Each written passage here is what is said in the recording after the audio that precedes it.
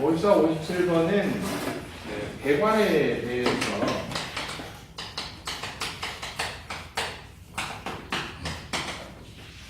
배관 재료와 배관을 표시하는 기호에 대해서 나온 거예요. 도대체 이게 뭘까? 배관 재료, 배관 기호 먼저 볼게요. 강관을 위주로 한번 보겠습니다. 강관 위주로 보면은 강관의 용도라든지 이런 것이 또 사용하는 온도, 또 사용하는 압력 이런 것에 따라서 전부 다 이제 분류가 되어 있어요. SPP,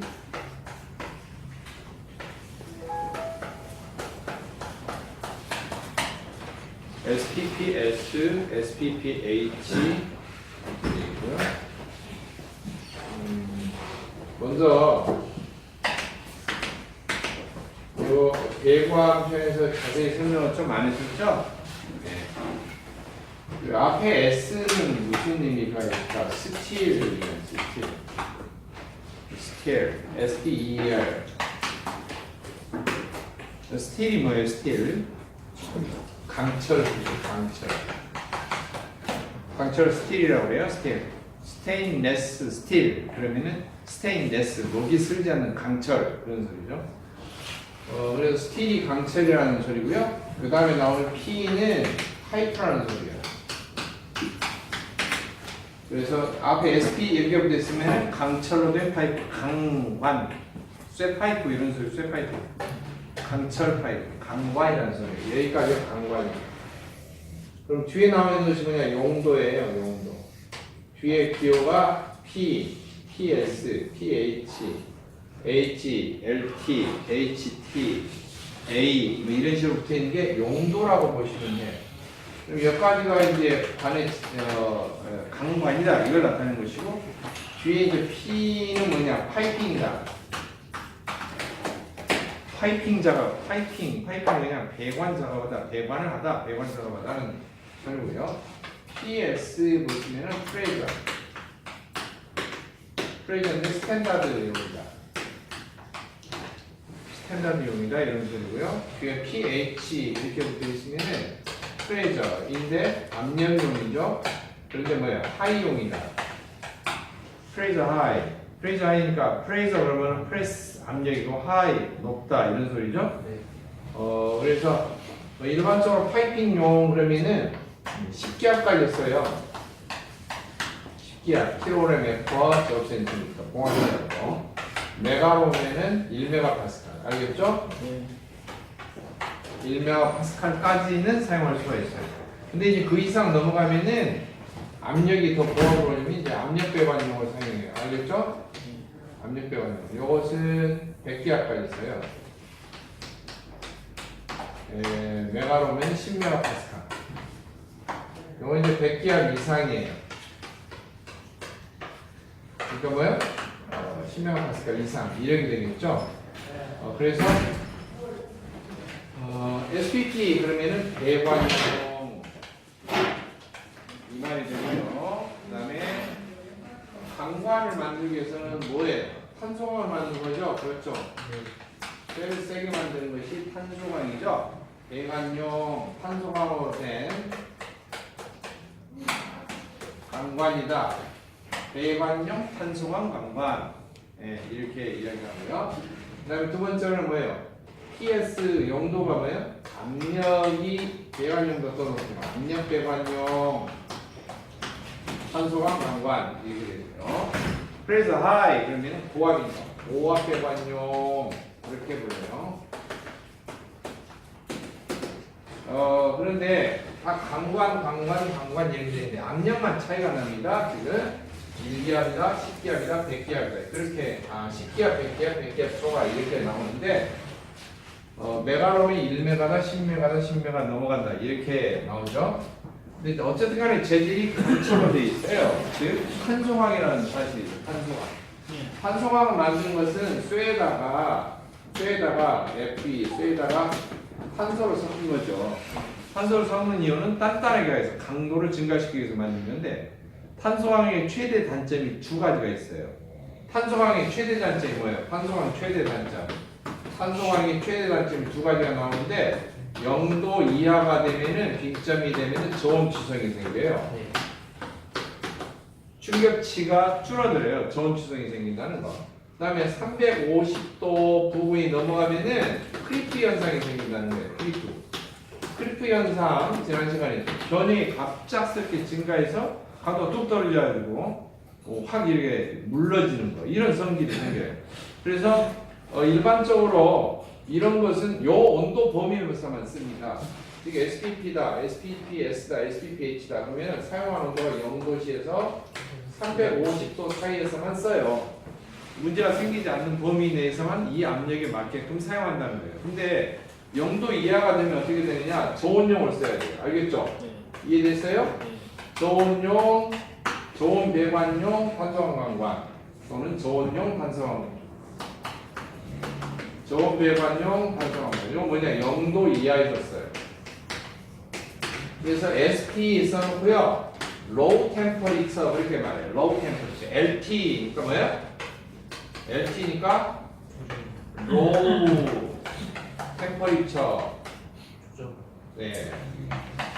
low는 낮다라는 소리고요.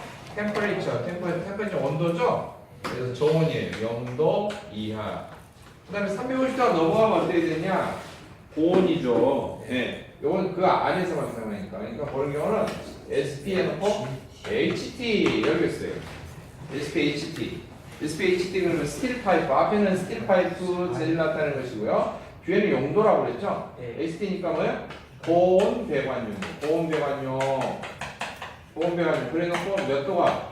350도가 넘어가는 온도에서는 SPHT로 표기가 된 걸 사용해라. 그래서 온도에 따라서 취성이 문제가 되는 이런 범위에서는 SPLT를 사용하거나 SPHT를 사용한다. 이렇게 생각하시면 돼요. 아시겠죠? 예. 이해됐나요? 예. 그 다음에 SPA라고 하는 게 있어요. A자가 붙어있어요. 이거 좀 재질이 스틸 파이프는 파이프인데 HT로 써놓을게요. HT는 뭐예요?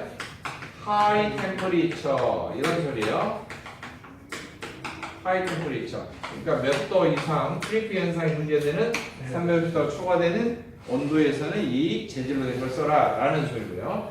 뒤에 A가 붙었어요. A가 붙은 것은 ALL, all이라는 소리예요. all.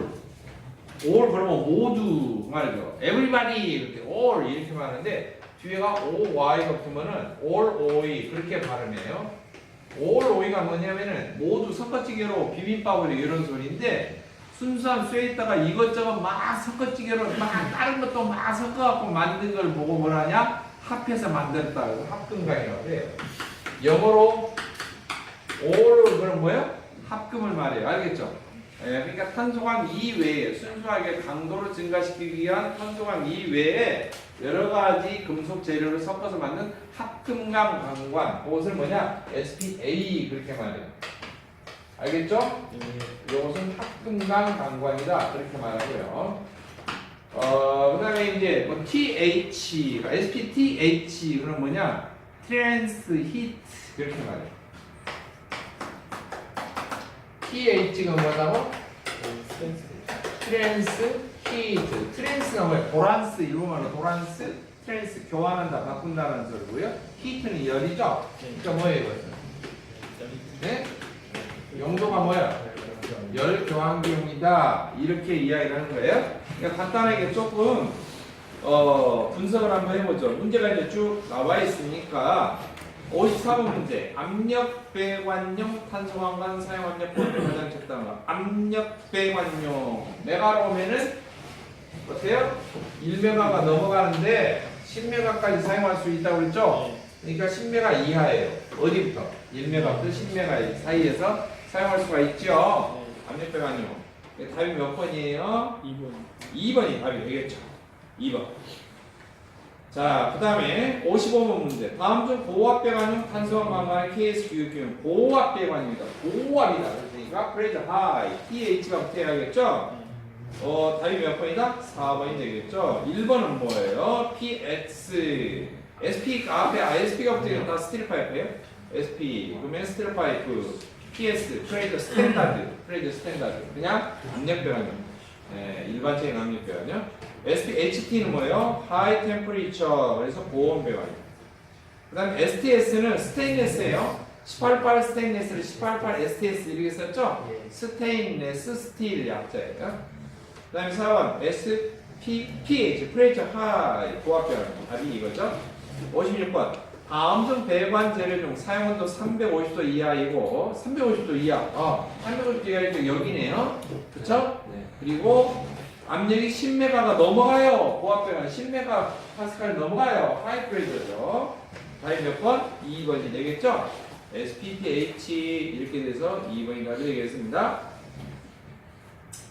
자, 그 다음에 57번 빙점 이하니까 뭔 소리야? 0도씨 이하의 낮은 온도에 사용되고 LPG 탱크나 저온에서 인성이 감소되지 않은 화학공업 배관 등에 주로 사용되는 관해 파이프 종류는 뭐냐? 로우 템퍼리처가 붙어야죠. 빙점 이하니까 LT가 붙어야겠죠? 답이 몇 번이다?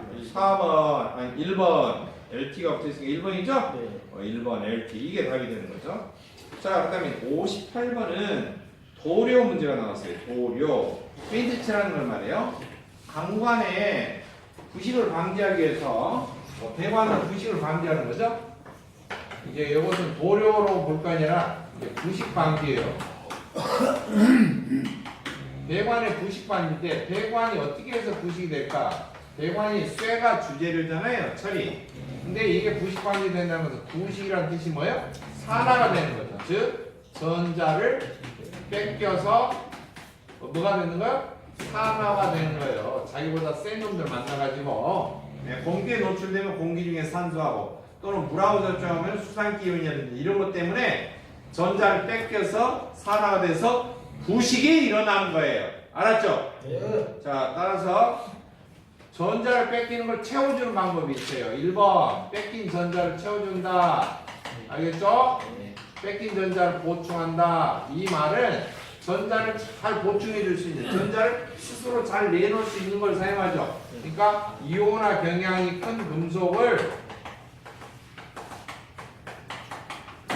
금속을 매달아 놔요. 연결하는 거예요. 알겠죠? 네. 이온화 경향이 크다는 것은 전자를 잘 내놓는 그런 거죠. 화학에서. 네. 그래서 주로 마그네슘이나 그걸 쓴다고?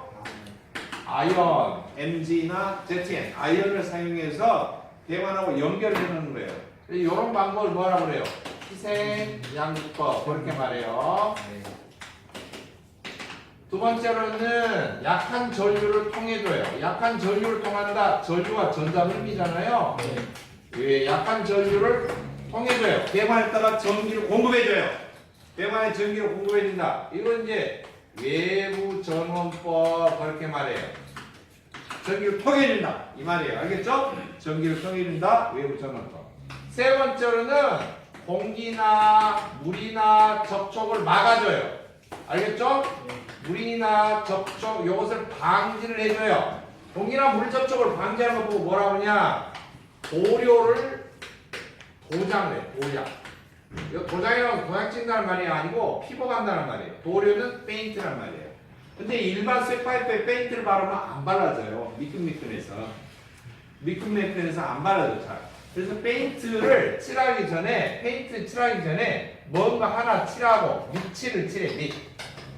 밑칠을 칠하는데 여러분이 그 보면은 옛날 시골 같은 데 지금 새마을 넣었죠. 그 철 대문 같은데 이렇게 페인트 칠할 때 보면 페인트 바로 안 바르고요. 짙은 밤색으로 뭔가 칠해. 보셨어요? 뭔가 짙은 밤색으로 칠하고 나서 마르면은 페인트를 칠해. 좀 꺼끌꺼끌하게 칠하는 게 있어요. 그거 보셨어요? 그런 거? 진한 밤색처럼 되는 거. 한 번도 안 봤어요? 이 식물물인데 그거 모르겠는데. 그런 거 몰라요? 자, 그냥 페인트 칠한다. 벽에 저 칠하는 거 말고 일반 쇠 같은 거, 철문 같은 거 칠할 때는요, 그냥 페인트 바르면 페인트가 마르면은요, 떠버려요. 벗겨져. 알았죠? 벗기지 말라고 밑칠용으로 하나 있어요. 미치겠네, 정말. 이해가 안 돼요? 밑칠용으로 진한 밤색이 되는 게 있는데, 그거 칠하고 나서 마른 후에, 그 다음에 뭘 발라? 페인트를 칠해요. 근데 페인트 칠하기 전에 밑칠용으로 치는 거지, 거기 뭐냐? 거기가 광면단이야. 그게 광면단. 알았죠? 그 다음에 네 번째 방법이 있어요. 이종 금속 연결을 되도록이면 어쩐다? 피한다. 이종 금속 연결을 되도록이면 피해. 되도록이면 어쩔 수 없이 서로 다른 금속이 연결돼 있으면 부식이 잘 되는 쪽에 반드시 부식 방지 조치를 해야 돼요. 왜 서로 다른 금속이 연결돼 있으면 부식이 빨리 일어나냐면요. 여러분이 이제 이온화 경향이라고 일반화하기 위해서 자꾸 제가 기초가 되는 것이 기초공학하고 기초화학이 가장 기본이 된다라고 하는 경우는 설비나 기계 관련 공부를 하면 그게 밑바탕이 안 돼 있으면 암기가 안 돼요. 이해가 안 돼. 이온화 경향은 뭐라고 써요? 전자를 내놓는 성질이라고 했죠. 네. 자기가 전자를 내놓으면은 전자를 내놓고 나서 원자 속에 양성자가 짝이 없으니까 양성자끼리 데모를 해. 내 짝 어디로 도망갔냐고. 양성자가 데모를 한다고 해서 양이온화 경향, 양자 끼고 이온화 경향 그렇게 말해요. 암기하는 순서가 칼파나마하라철리 준합수 칼파나마하라철리 준합수 칼파나마하라철리 준합수고 이렇게 했잖아요. 이런 식으로 돼 있는데요. 이제 이거 볼 필요가 있어요. 이게 뭐냐면 주로 주재료는 배관이 다 뭐냐? 철로 된 거야. 철로 돼 있는데 니켈강으로 연결된 니켈 합금 강관이 연결돼 있다. 그러면 이거 세잖아요. 네. 이게 약하잖아요. 네. 그러니까 전자를 이쪽으로 다 내놔요. 그래서 이게 부식이 될 거예요. 이렇게 이종 금속이 연결돼 있으면은 약한 놈, 센 놈이 반드시 서열이 있어가지고 서열이 약한 쪽 앞쪽에 있는 배관이 집중적으로 그 연결 부위가 그 연결된 지점이 엄청 부식이 많이 일어나요. 나중에 거기는 떨어져요. 무슨 말인지 알겠죠? 그 접촉되는 시점. 그리고 보세요. 만약 철로 된 강관하고 구리관 있죠. 구가 구리예요. 구리관하고 동관하고 연결하면 누가 부식되냐? 야는 머리통에 여기가 다 부식될 거예요. 얘가 부식이 되는 거예요. 그러니까 현장에서 이종 금속관이 서로 다른 금속관이 재질이 다른 게 연결돼 있다. 그러면은 생각할 때 제가 할 때 물은 것이 부식이 잘 된다니까. 아니 구리가 물렁물렁하잖아. 쇠는 단단하고 게 구리가 부식되면 그러면 그게 아니고 화학적으로 이야기할 때 이온화 경향이 큰 거, 전자를 잘 내놓는 거, 이 배관이 부식이 일어나는 거예요. 이해하셨는가요? 네. 그럴 때에는 가운데 커넥터라든지 부속품을 잘 써야 돼요. 알았죠? 아니면은 이런 부식 방지 조치를 취해줘야 돼요. 자, 그럼 58번 문제는 답은 광명단이라고 하는 거예요. 페인트 방지하기 밑에 짙은 밤색으로 칠해주는 게 있는데 이게 광명단이에요. 아마인유하고 연단, 납가루나 이런 것을 연단이라는데 이것을 이 산화철, 이 산화납 이것을 아마인하고 섞은 거예요. 이것을 먼저 발라주고 마른 다음에 페인트를 칠하면 페인트가 안 맺혀진다. 이런 소리예요. 자, 59번 간섭 가스를 취급하는 장소에서 공구 재질로 썼는데 불꽃이 일어나지 않는다. 어떻게 해서 불꽃이 안 일어나요? 자, 타격을 했어. 때렸어. 근데 탁 스파크가 튀었어. 그렇죠? 자, 스파크가 튀었어요. 요것은 대부분의 금속이 그렇잖아요. 그래 안 그래요? 대부분의 쇳덩어리 종류, 대부분의 금속 종류는 때리면 마찰 딱 때리면은 스파크가 튈 우려가 있어. 근데 가스에서는 왜 갑자기 공부에서 스파크 이야기가 나오냐? 타격을 하면은 스파크가 튀면은 이 스파크가 다연성 가스가 주변에 체류가 있다든지 노출돼 있으면 다연성 가스에 뭐가 돼요? 불붙는 뭐가 돼?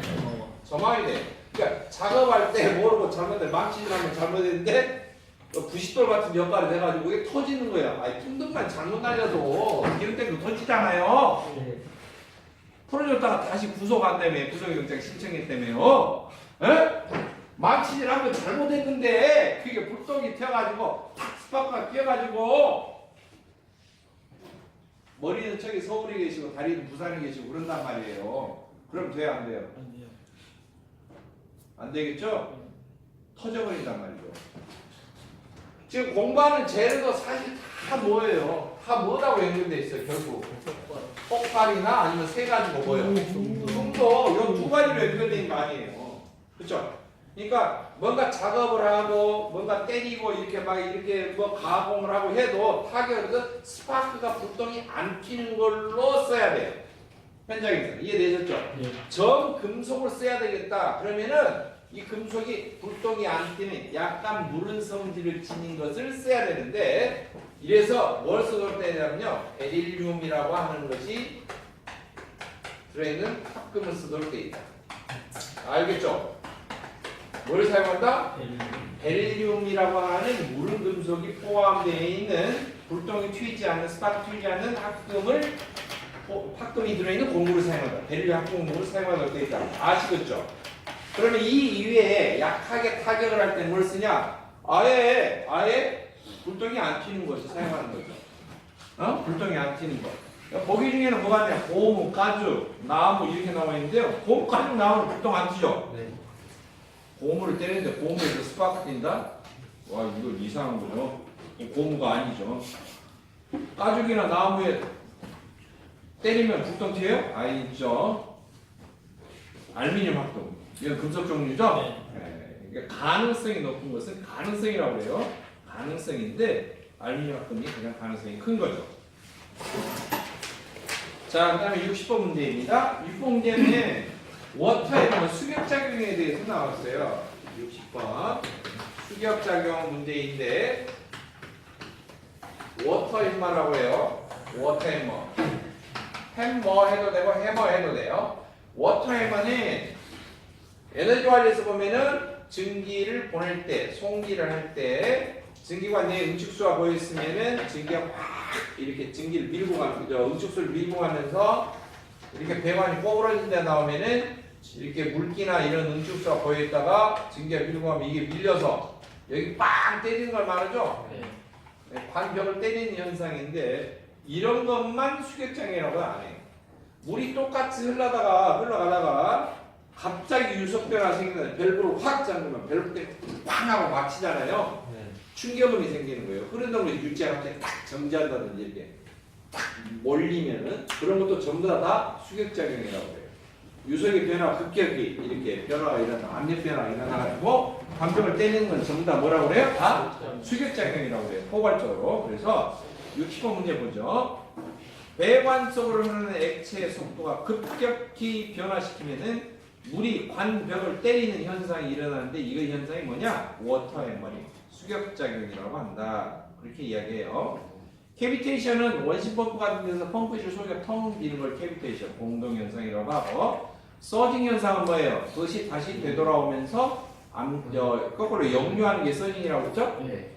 그 다음에 맥동 현상은 뭐예요? 맥박듯이 푹 이렇게 나오는 맥동 현상이라고 한다. 그랬죠? 자, 61번 카플러 안전기구와 바를 차단 안전기가 부착된 것으로서 배관과 카플러를 연결하는 구조에 있고 콕이 퓨즈콕, 상자콕, 노즐콕 세 종류가 있어요. 코크, 우리가 알고 있는 코크가 퓨즈콕, 상자콕, 노즐콕 이렇게 세 종류가 있다. 이 교재를 다음에 낼 때는 사진을 실어줘야 될 것 같아요. 상자콕, 노즐콕은 여러분이 조금 보기가 어려울 것 같아요. 우리가 가정용에서 보통 이렇게 붙어있는 것은 꼭 퓨즈콕 부차라고 되어 있거든요. 그래서 속에 이제 가스가 흘러가는 통로를 동그란 볼이 들어있는데 그게 개폐를 하고 가스를 갖다 불을 안 붙인 채로 너무나 이렇게 개방이 돼서 많이 나가면 자동으로 볼이 올라와가지고 딱 그것을 차단해 주도록 되어 있는 코크인데 가정용들 다 도시가스는 이제 퓨즈콕이 의무적으로 붙어 있거든요. 알겠죠?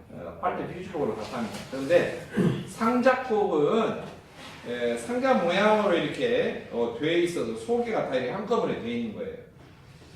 그 다음에 노즐콕은 시다 같은 데 보면은 뭐 버너라고 해서 가스 막 하고 나오는 데 있죠? 거기 노즐 부위에가 사용되는 것인데요. 주물 연소기 그 노즐 부분에가 과를 차단, 가스가 갑자기 많이 나가면은 안 되게끔 이렇게 볼이 들어 있어서 차단해주는 그런 구조로 되어 있는 것을 노즐콕이라고 합니다.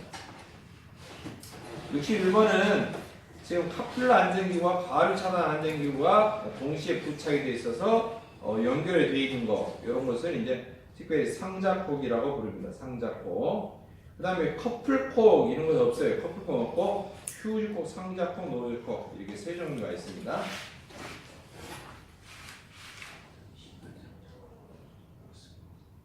과열 차단 안전기구가 붙어 있다.